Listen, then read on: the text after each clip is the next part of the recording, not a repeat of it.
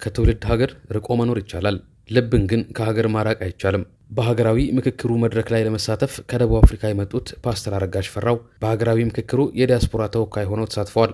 በውጭ ሀገር የሚኖሩ ኢትዮጵያውያንን ድምጽም ይዘው ወደ ሀገር ቤት መመለሳቸውን ይገልጻሉ።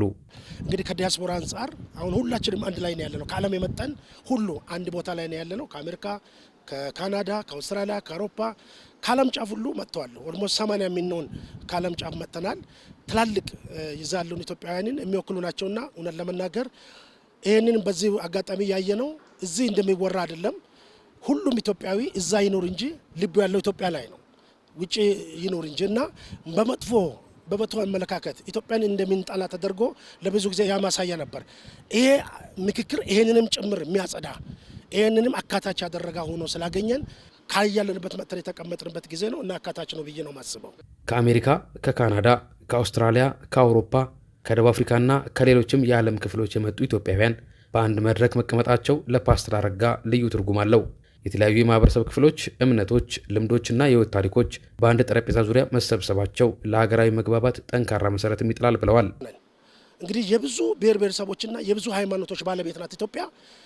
ግን አብሮ ባለመነጋገር አብሮ ባለመመካከር ቁጭ ብለን ያለንን ችግሮቻችንን ባለመነጋገር ግን ለረጅም ጊዜ ስንጣላ ስንገፋፋ በቁርሾ በቂም በጥላቻ የዛሬ ስንት ዓመት የነበረውን የኋላ ታሪክ እያነሳን ቁጭ ብለን ያለውን ነገር በይቅርታም የሚያስፈልገውን በይቅርታ በመስማማት በመነጋገር የወደፊት የኢትዮጵያን አንድነትና ልማት ቁጭ ብለን መነጋገር ሲገባን ለረጅም ጊዜ ስንጣላ ስንላይ ቆይተናል።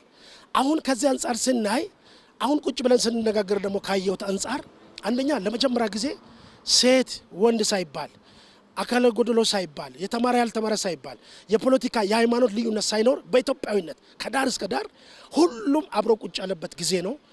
የውስጤን የልቤን በቃ ይሄ ነው በእኔ ውስጥ ያለው አልተሰማውም፣ አልተደመጥኩም፣ እኔ ምንም አይነት ቦታ የለኝም የሚባል ነገር እንዳይኖር የተደረገበት የምክክር ጊዜ ሆኖ ነው ያገኘሁት። ለፓስተር አረጋ የምክክሩ ትልቁ ዋጋ ያለፈውን ቁስል ብቻ መመልከት ሳይሆን የወደፊቱንም ኢትዮጵያ ማሰብ መጀመሩ ነው። ምክክሩ የሀገሪቱን ችግሮች ሁሉ በአንድ ጊዜ እንዲፈታ መጠበቅም እንደማይገባም ይገልጻሉ ፓስተር አረጋ።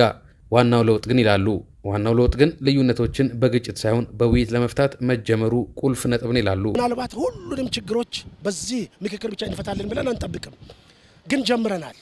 አሁን ባይል አድርገን እንጀምራለን። መመካከር ጀምረናል፣ መግባባት ጀምረናል፣ መነጋገር ጀምረናል። ትልቅ ጥቅም ይኖራል ብዬ ነው ማስበው። በዚህ መንገድ የተጀመረው ምክክር ለወደፊት ትውልዶች የሚተላለፍ የመግባባት ባህልን መሰረት እንደሚጥል ፓስተር አረጋ ያምናሉ። በውጭ ሀገር የሚኖሩ ኢትዮጵያውያንም ምክክሩን የሚመዝኑት ሁሉም ችግሮች ተፈተዋል በሚል እሳቤ ብቻ ሳይሆን ኢትዮጵያውያን መነጋገርና መስማማት መጀመራቸውን መመልከት እንደሚገባም አስገንዝበዋል። ኢትዮጵያውያን ደግሞ ውጭ ያሉት ማህበረሰብ አንድ ነገር ደግሞ እንዲገነዘቡ እንፈልጋለን። እዚህ ቁጭ ብለን የተነጋገርነው ነገር ሁሉንም ነገር ጨርሰናል፣ ችግር የለም ማለት አይደለም። ኦልሬዲ ጀምረናል። ይቀራሉ የሚቀሩ ነገሮች። ይሄ ምክክር የሚቀጥል ነው።